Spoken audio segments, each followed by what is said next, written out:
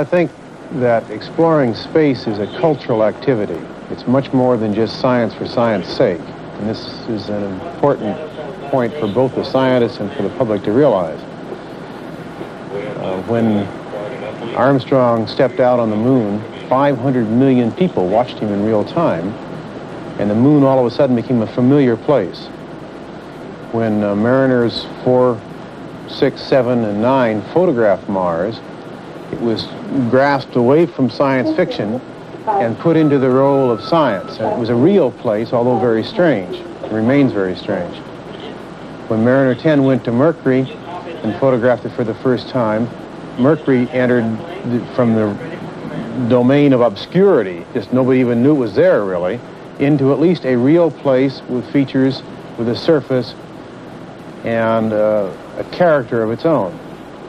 As a consequence, in this last decade really, the volume of space that exists in the mind of men all over the world, millions and millions of men, has expanded.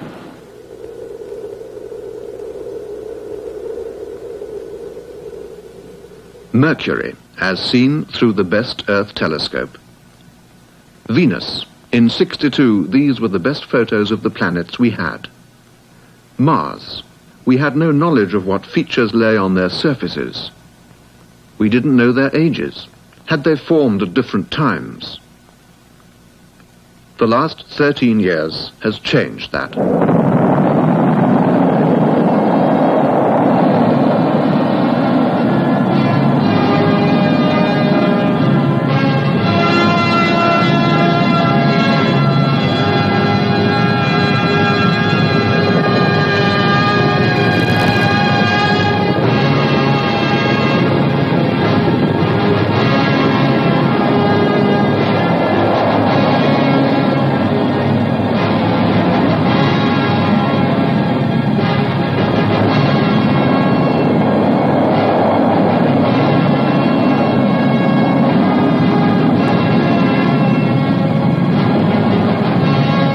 There's been a celebration of US and Soviet rockets to the planets. Beginning with the Russian mission to Venus in 1961, it accelerated to a crescendo in the spring of '74 when there were 6 rockets simultaneously traveling out from Earth. The planetary exploration was paralleled by Apollo, man on the moon. Apollo began from a political decision to get a man on the moon before the Russians did, specifically by 1970. They did that. Now, with the rationalization of hindsight, their trips to the moon have turned out to be the key to understanding the planets. The U.S. National Aeronautics and Space Administration, NASA, has evolved 2 major scientific objectives for its research in space. 1, to seek out how life began. Secondly, to seek the origin of the solar system. The prime tools of planetary exploration are precision television cameras.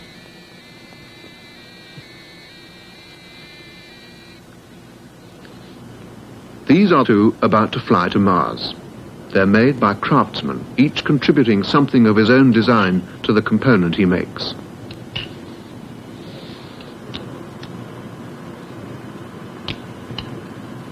Sculptors carving from solid lumps of metal.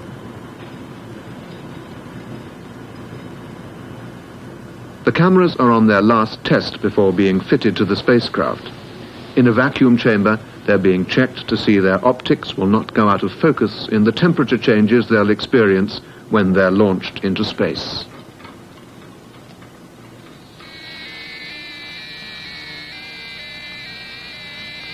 They'll send their pictures back as a set of numbers, each number representing one of 256 possible levels of brightness. A computer converts each number to an appropriate dot of grey, and 500,000 dots build up a picture. A photograph can only show 10 shades of grey, so the numbers hold much more information than the picture you're looking at now. This picture can be reprocessed so as to reveal only the fine detail.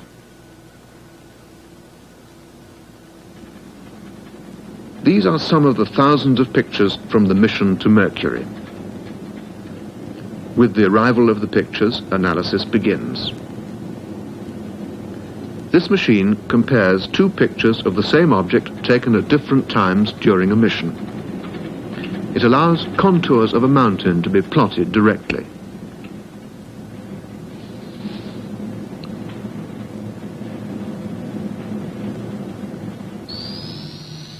The thousands of pictures are all individually studied and their information blended together in maps.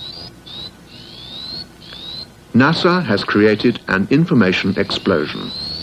These maps are a complete contrast to the fuzzy blobs of 13 years ago. Then there were hundreds of theories of the origin, some saying the planets were the debris left after our sun had collided with other stars, some that the planets and sun condensed from a cloud of gas. The trouble was not finding a theory, but finding one which was not totally improbable. NASA's philosophy has been to visit as many planets as possible to find the facts, to find out what theory has to explain. What story of the origin can we tell after 14 years of exploration?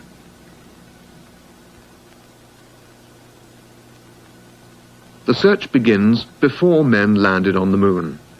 The question then was, what was the cause of the craters there? Most people were sure they were volcanoes.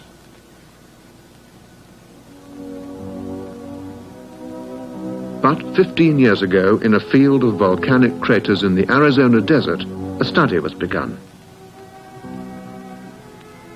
It was to prove this crater was not volcanic at all, that it was caused by the impact of a meteorite 24,000 years ago. The scientist who's made the most intensive study of meteor crater and the expert on impact events is Dr. David Roddy. It's really quite surprising to me that as early as the mid-1950s, Meteor Crater was still considered to be a volcanic crater by a certain part of the scientific community. It's enough to blow your mind, but there were serious papers still being written at that time. But with the advent of the space program and the large amount of research that's been dumped into those kinds of areas, we've come to a point where we have enough physical data in which we can tell quite clearly the specific diagnostic criteria that tells us whether this is a volcanic crater or whether this is a meteorite impact crater.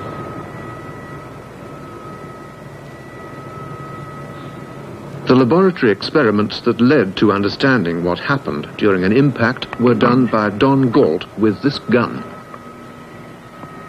It fires small aluminium spheres. They simulate meteorites at speeds upwards of 20,000 miles an hour. The complexity of the gun is because the impact takes place in a vacuum.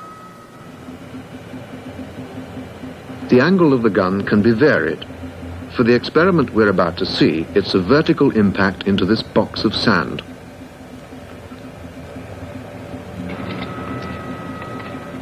It's filmed with a high-speed camera, expanding 1 second into 5 minutes.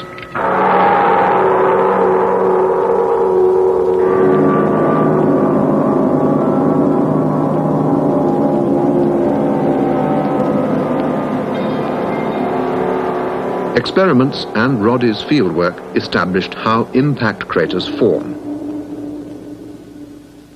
how they can be distinguished from volcanoes. It was Roddy who instructed the astronauts, and these are the actual diagrams he used. The meteorite would vaporize, and the floor of the basin would be flung into the air as large chunks of rock. The cone of surface material would flop over upside down, forming a raised rim, and the blocks of rock would rain back, creating an outer ring of secondary craters. The features were recognizable in the moon craters seen from Earth.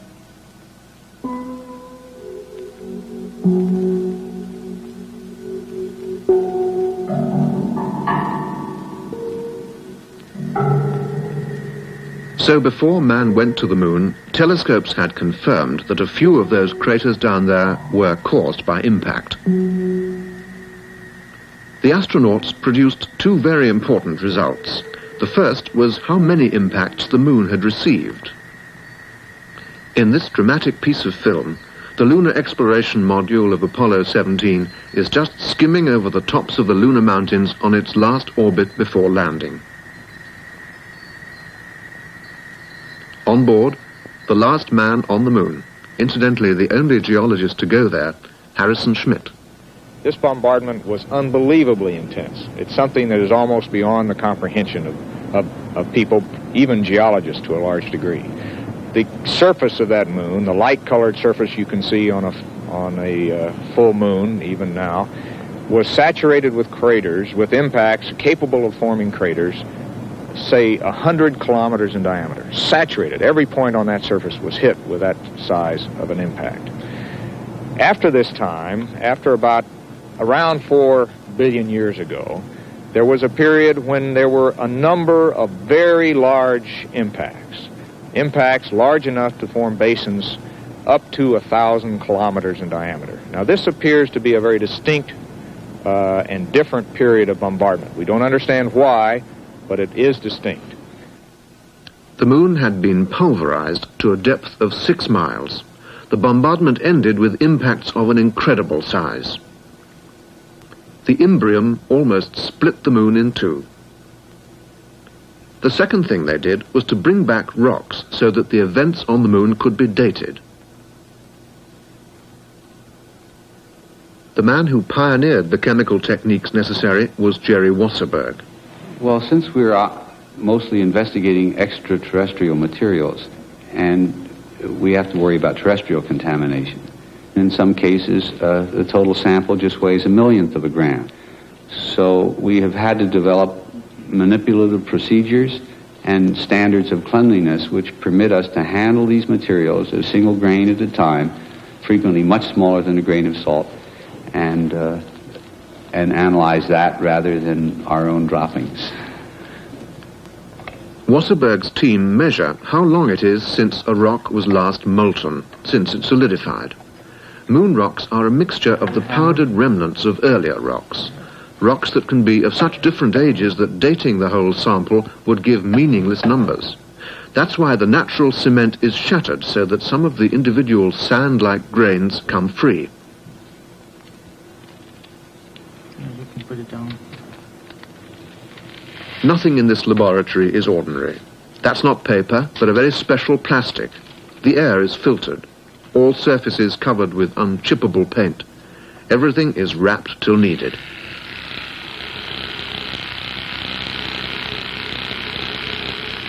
Just those pieces which might be individual crystalline grains are sieved through, and finally they're picked out by hand.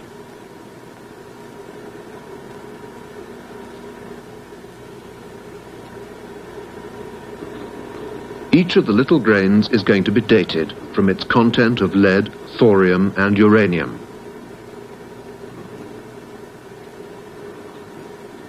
The ratios of those 3 trace elements give the age since it solidified. Dissolved in acid, the grain goes into an ion exchange column that allows the chemicals through at different speeds. Experience tells them when the lead comes through.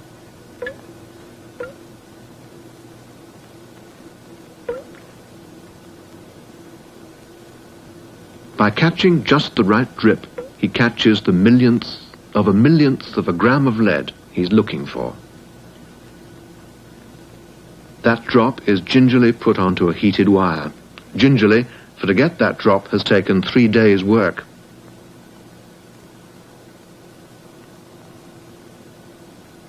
Finally, that wire is heated in a mass spectrometer, which flings the atoms down a tube where a magnet sorts them out and electronics count them. From here, it's arithmetic to calculate the ages. They're reaching back through long periods of time. 1,000 million years is given a technical name, 1 eon. The measurements show that all the material in the solar system is the same age, precisely 4.6 eons. The cratering began between this and 4 eons ago when it ended suddenly. The final big impacts were at 4 eons. Then came floods of lava rising from the interior of the moon. Since then, very little change at all. 10 or so craters like Copernicus and Tycho. This is what the moon would have looked like 4 eons ago, after the bombardment. Then the lavas flooded out. And since then, very little change apart from the dozen or so craters and the lavas changing to lighter grey. The next question was, is that bombardment something particular to the moon, or had it happened to the Earth as well? We couldn't know. Until recently, our oldest rock was from Minnesota. The oldest so far from Greenland. So we couldn't tell because on Earth we don't have rocks old enough to record the bombardment. So the question still was the cratering record special to the moon, or perhaps waiting to be read on the other planets? If it was, would it be the same story or a different one? The space missions were to answer that. But first, what's the scale of the solar system? Suppose the Sun to be 7 feet 6 inches across. At this scale, Mercury, a P. And it's 36 million miles from the Sun, 100 yards. Next planet, Venus, a walnut. It's 67 million miles, which is 190 yards. Earth and Moon, only 240 yards.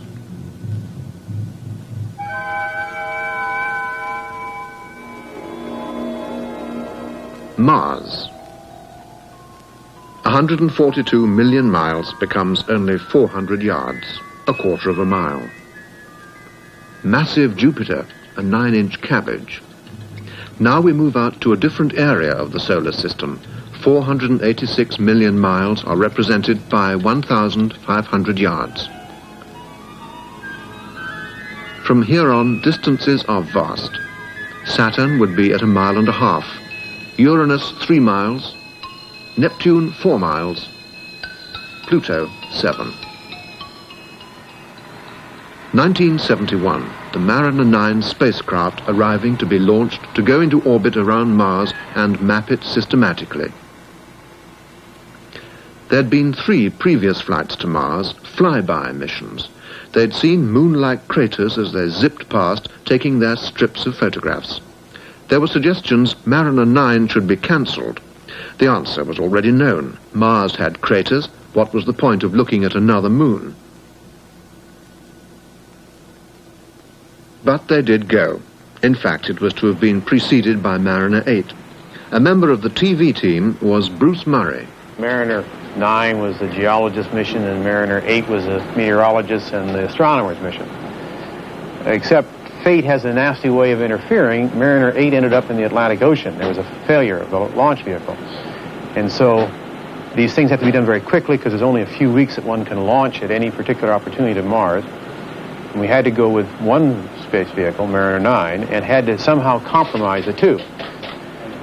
As it turned out, Mariner 9 proved to be an extraordinary exploration mission. I think it was the most astounding mission perhaps the United States has flown to date in many ways, because of the nature of the discoveries that were found.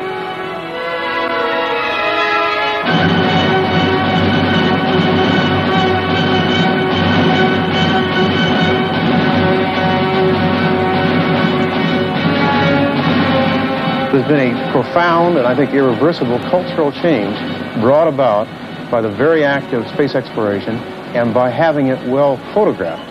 Means that the photographs could speak for themselves, not be interpreted through the jargon of science.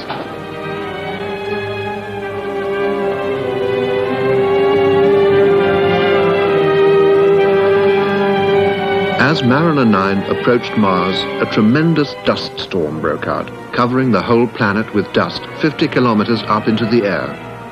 As the spacecraft came in, all that the television team could see were these 4 dark spots, christened Groucho, Chico, Harpo, and Zeppo.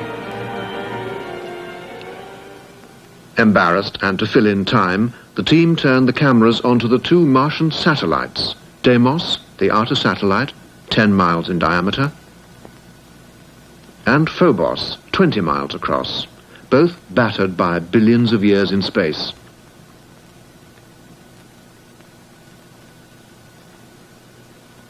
The storm lasted 30 days. Then, as the dust started to settle, the spots became darker and darker. There was mounting curiosity about what they could be.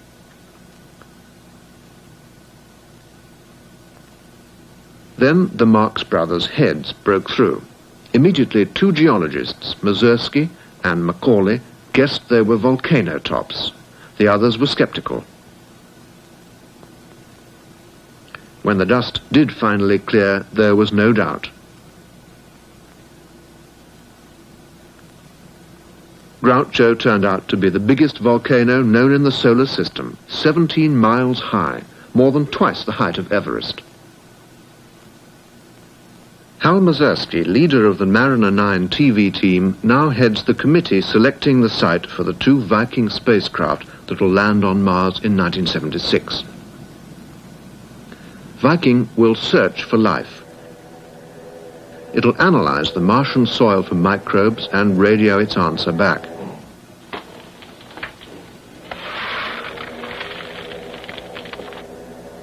Mazursky has to decide where they'll land and search. What is the best place on Mars to land these very few spacecraft? We only have two. We've got a very complicated, very large planet, so we only have two chances to find the right information. The interesting thing about the volcanoes is that's where the atmosphere comes from, that's where water vapor comes from, that's the clue in the search for life. Well, that was our first requirement, that the planet be hot in the interior and the juice coming out of the volcanoes. The second problem is what happened to that water vapor after it came out. And we looked carefully at the pictures and we found that in this region there were a number of great stream channels that started in this country. They start in great masses of collapsed debris. And one of the ideas is that Mars warmed up and melted the subsurface ice, caused the collapse of the great masses of debris.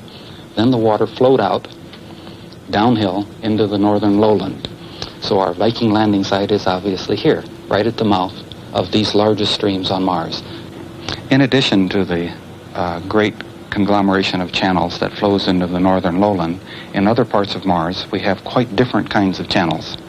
In this region, in the smooth uplands, is quite a different kind of stream channel. There are dozens of little tributaries that come together, and here it looks as though we have to have had water falling out of the Mars atmosphere and hitting the surface, collecting together into these little streams and flowing down this sinuous channel. All through the central upland of Mars, in every sloping surface, there are hundreds of little tiny microchannels, just a hundredth of the size of the ones we've been talking about. And this map was prepared for the Soviet Union. They tried to land on Mars earlier this year, and their landing site was right in the middle of this region that has dozens of these little tiny microchannels in it. They didn't successfully land. That was their fourth attempt. The lesson to us is that Mars is difficult to land on, so we really have to be prepared for our try in about a year and a half. What we found out from detailed examination of these three different kinds of channels is that some of them are very old. They have many craters that have struck them, and the sides are eroded and degraded. Others look brand spanking new and fresh. So we think that not only did the Mars climate have to have been different one time in order to form stream and have water flow on the surface, but it has to have been that way dozens of times in the past. Do I think that the most probable explanation of the stream channels is that water rained and flowed on the surface? The answer is yes. I think of the various choices we have, that's easily the best one. A wind tunnel experiment at the University of Santa Clara, California. Ronald Greeley is trying to explain a unique feature on the Mars surface. He's looking for an explanation of a long black plume that stretches 60 miles. It obviously begins from a crater And in the bottom of the crater he finds an intense dark spot. His theory is that this might be a volcanic source. So he set up in the wind tunnel a model crater into which he could introduce sand.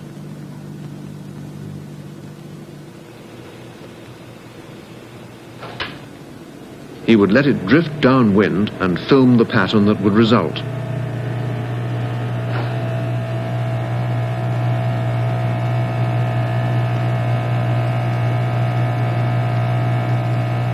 The plumes match. That suggests that there's at least one active volcano on Mars throwing its cinders across the surface. Jack Macaulay was senior geologist on the Mariner 9 team. He's been trying to understand this Martian feature, here dimly seen through the dust, but 40 days later seen to be two deep, rugged valleys. All the geologists were excited to see something familiar in the cliff edge, the big bite of a landslide, but dramatically bigger than any landslide on Earth. These cliffs are 4 miles high. This model of the canyons was made by NASA. Its accuracy has been approved by NASA's higher brass. This is what it would be like to swoop down into that vast canyon system, so deep the Alps would get lost down there. Barely reaching halfway up the cliffs. It's called the Euphrates Canyon. It's 3,000 miles long. It's 150 miles wide. Macaulay believes it began from a fault crack. There are networks of cracks on Mars's surface near the canyon. They're very similar to fault cracks on Earth, the result of tension pulling the surface apart. He believes that there was erosion of the exposed cliff faces. As here in the Arizona desert, this cliff is retreating as wind and water wear it away.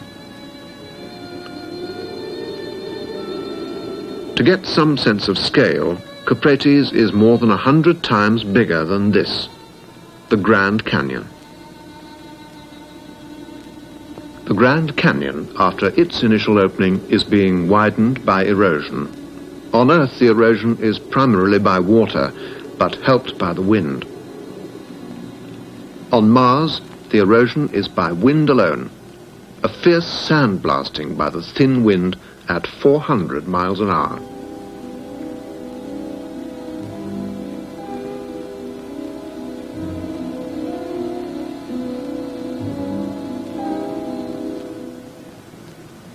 One of the members of the TV team of Mariner 10 is a British scientist, Dr. John Guest. It's interesting on Mars that the volcanoes tend to form some kind of a pattern. We have these 4 major volcanic structures running in this direction. They're in a straight line and must represent a fundamental structure in the Martian crust. And then we have this great Euphrates chasm running through here, another major structure in the crust. The planet is splitting apart there, forming a great tectonic fracture, possibly the kind of thing that one could imagine if one was seeing incipient plate tectonics, where one plate is beginning to break away from another point. The new dominant idea on explaining the major features of the Earth is so-called plate tectonics, or continental drift. And this invokes the idea that at one time all of the continents on Earth were joined together. And then about 200 million years ago, they broke apart and are drifting slowly over the face of the Earth. What this says is that Mars, in its present shape, is very much like the Earth was that 200 million years ago. I think we've seen a sort of revolution in the Earth sciences with this increased knowledge of the planets, because the other planets appear to have preserved a period of their history which is before a period that we can recognize on Earth. Quite unexpected by the scientists, they saw the beginnings of continental drift as it may have happened on Earth 2 eons ago. Mars, and so it turned out, each of the other planets seemed to be a snapshot of some stage in the Earth's early history. That's a curious thread in this story. So Mariner 9 was worth sending. It did more than confirm that there was a cratering record on Mars. That record on Mars was like that on the Moon. One feature that was seen on the maps that had been too big to see on the photographs was an enormous crater, like the big Imbrium Basin on the Moon, the Hellas Basin. 1973, Mariner 10.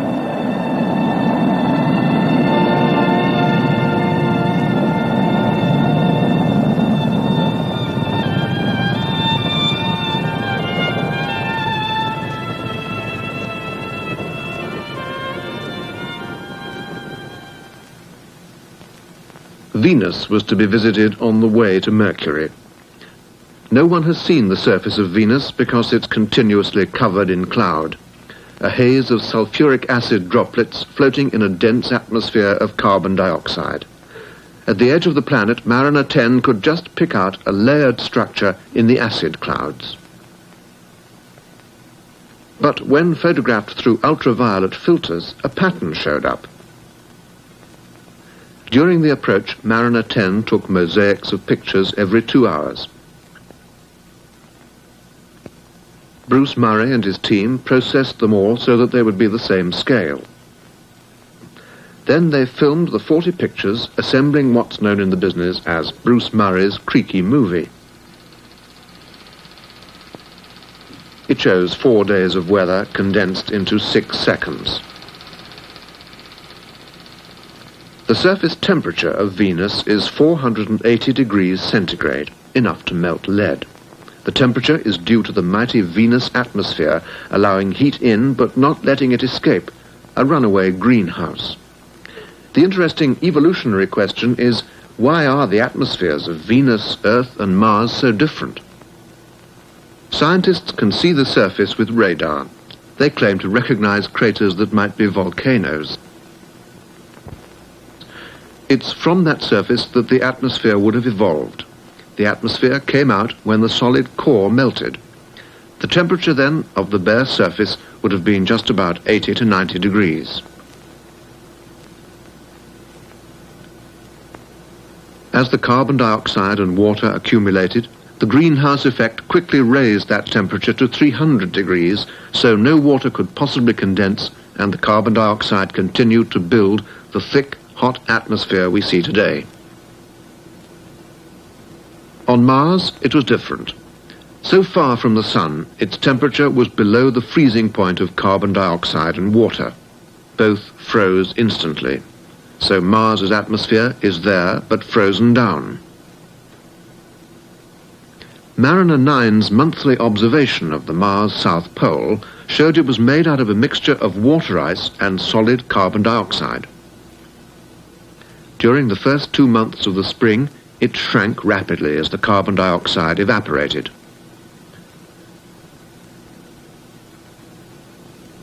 It left only the permanent water ice, which didn't shrink during the summer.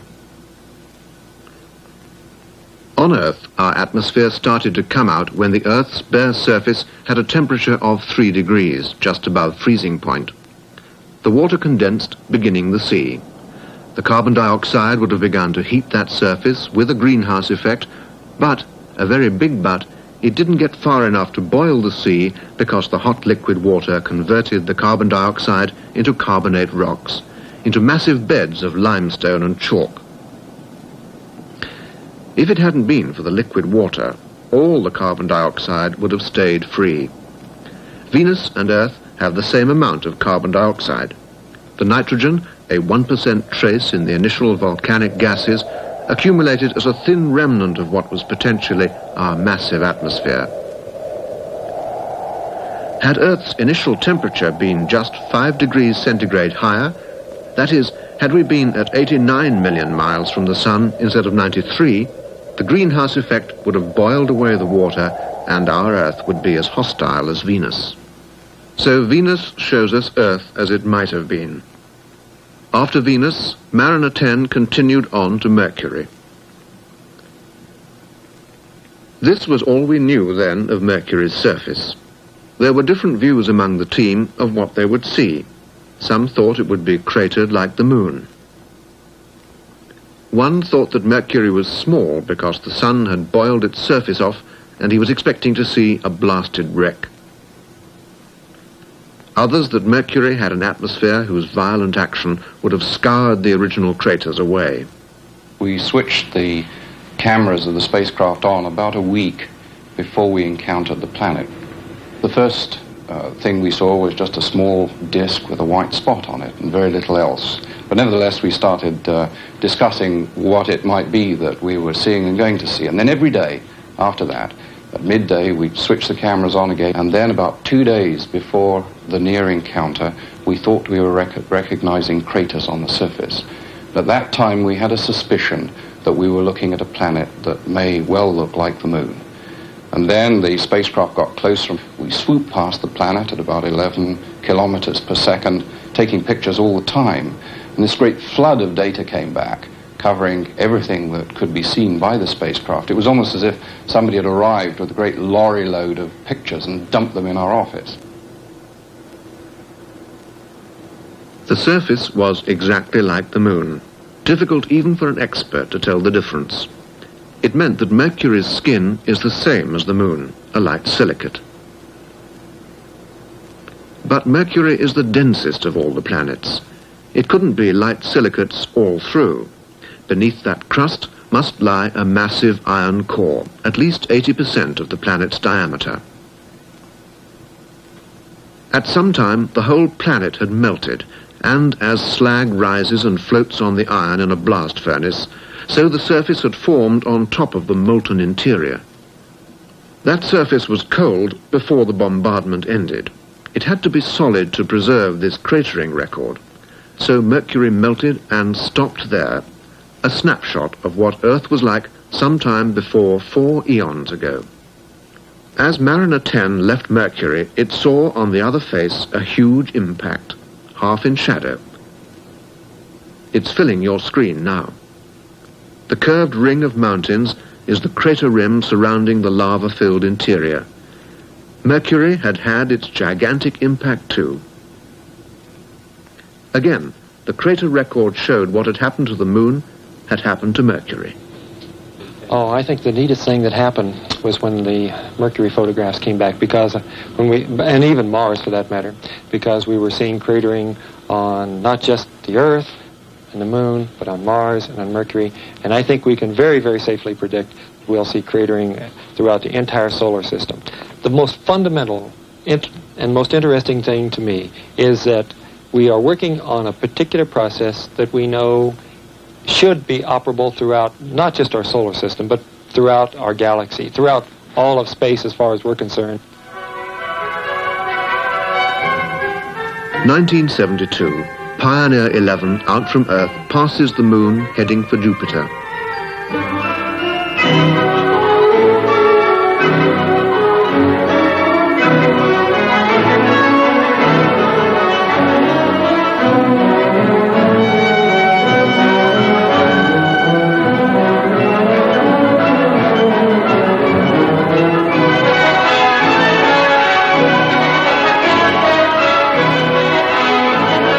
As the spacecraft approached, the colored bands and the red spot could be seen.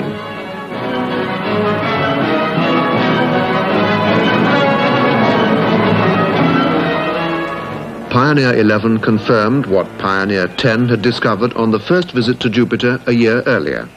The planet was giving out 2.5 times as much heat as it received from the Sun. The explanation most favored was that the heat is produced because Jupiter is still contracting out of the original cloud of gas. So the snapshot is not so much a planet, but of a forming sun. Scientists see suggestive parallels between Jupiter and the origin of the solar system. There is one theory beginning to be discussed in scientific circles. It's very tentative yet, but it does explain the cratering record and why planets near the sun are dense and those far away made of light materials. It's thought the planets evolved from one cloud of gas. 98% would have been hydrogen and helium, but there would be traces of iron, silicon, rock-forming materials. In the gas, there would be chemistry going on as atoms banged together, creating many compounds. The molecules stuck together to form tiny grains. They grew quickly to the size of a small pebble. But they didn't get any bigger. Because of the gravity, they started to settle to the plane of the nebula, a flat sheet, exactly like Saturn's rings. They couldn't fall inward to the sun, because, like the rocks in Saturn's rings, they would be orbiting around it.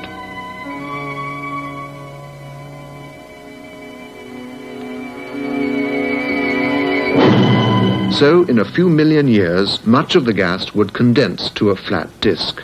But this disk didn't have a uniform composition. What grains can condense depends on how close to the proto-sun they are. Close to the sun, just the rocky material would condense. Iron and silica by the orbit of Mercury. Next, perhaps, iron sulfide, say, by the orbit of Venus. And further out, water ice. Further out still, carbon dioxide ice.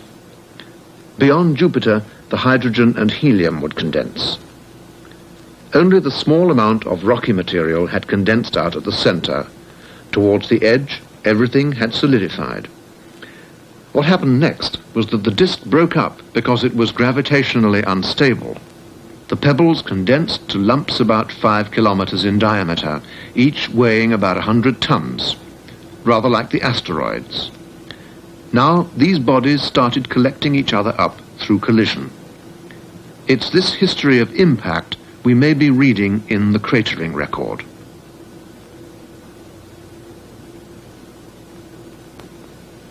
So, in the end, the planets formed.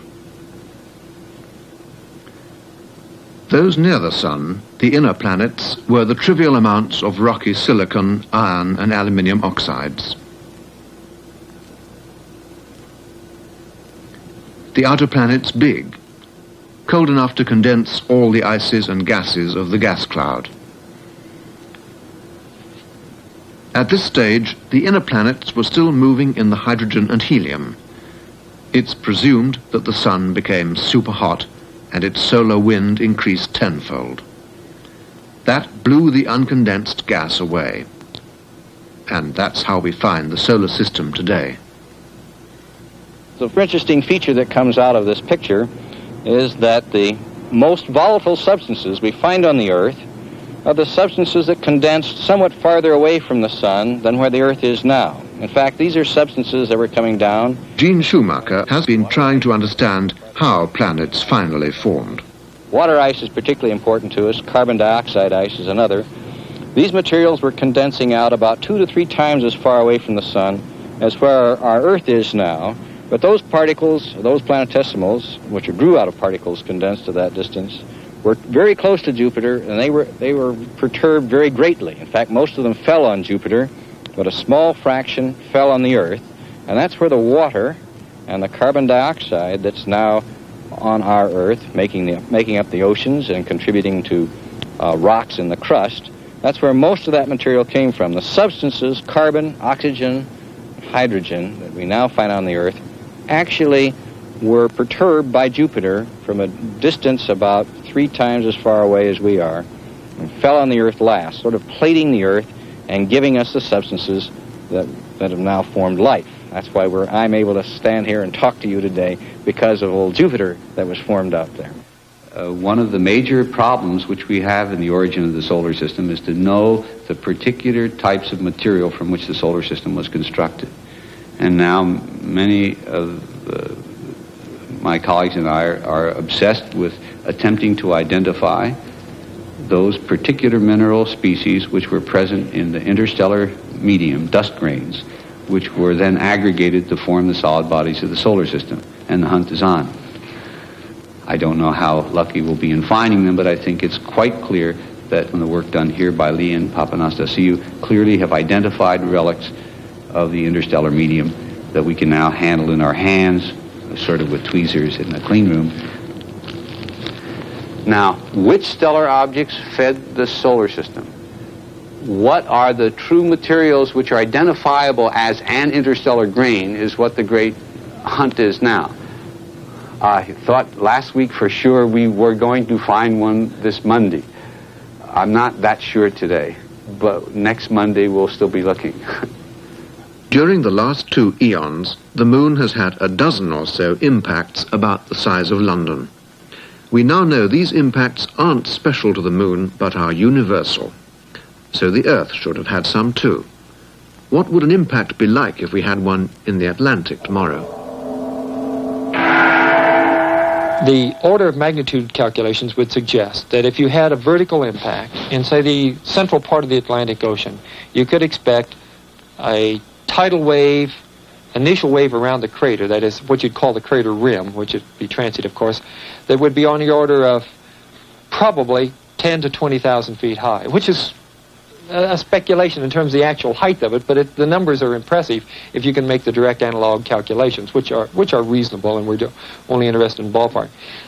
And imagining a wave in a transient body, such as water, moving up to, say, even a couple of miles in height, and then imagine the tidal effects that you'd have from that quite clearly. If we were to have an event such as this, the tidal waves from that would extend all the way across the ocean, and of course they would wash the seaboards of both the continent, Great Britain, and of course the North American coast. And this is not a statement to cause one concern, but there are bodies of this size passing the Earth. The so-called Apollo asteroids, for example, are in Earth intersecting trajectories. They have diameters on the order of several miles to 12, 13, 15 miles across. These are super bodies. If we would have a collision with such a body of this size, I think one would expect both atmospheric effects and terrestrial effects that would truly modify the entire climactic pattern and the life ecological systems that we see at this present time. 10 years ago, an asteroid, Icarus, passed within 4 million miles of the Earth. 40 years ago, Hermes came closer than the moon. Now geologists are beginning to find some Earth structures are best explained as impact craters. It's something new in geological interpretation. About 100 craters have been positively identified, and a new one is being discovered every year. But instead of the 50-mile basins, think of those big ones thousands of miles across, the enormous impacts of 4 eons ago. Did we have one? Suppose an impact happened on Earth as large as the one that produced the Caloris Basin on Mercury, or the Imbrium Basin on the Moon, or the Hellas Basin on Mars, for example. That would mean that the size of the impact was 1,000 to maybe even 2,000 kilometers in diameter, that the depth was 100 or 200, maybe even 300 kilometers deep initially before it started to rebound. What would happen, a lot of things would happen, obviously. Obviously, it'd be kind of tough on anybody living around there. But what would happen that might have lasting consequences is that the material, which had originally been 200 or maybe even 300 kilometers deep, is now brought to becomes the surface. The pressure on top of it is relieved.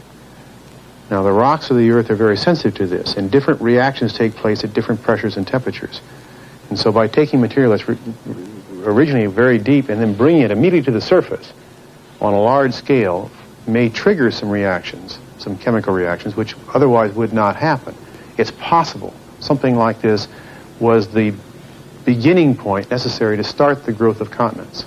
What space has done for geologists is to give them a new perspective into the past, put in context the small piece of Earth's history they knew.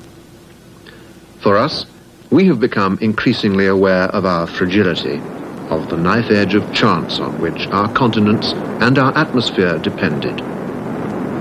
There's no economic value to go to the moon. There's no economic value of going to Mars. It's not utilitarian in that sense. It's cultural. It affects the minds of people. And if material necessity were enough, the United States would be a very happy and passive place. It's not. And so the parallel issue of our times is a framework, a reference, a set of values, a perspective on man's existence. That's where space exploration is important, not in material necessity.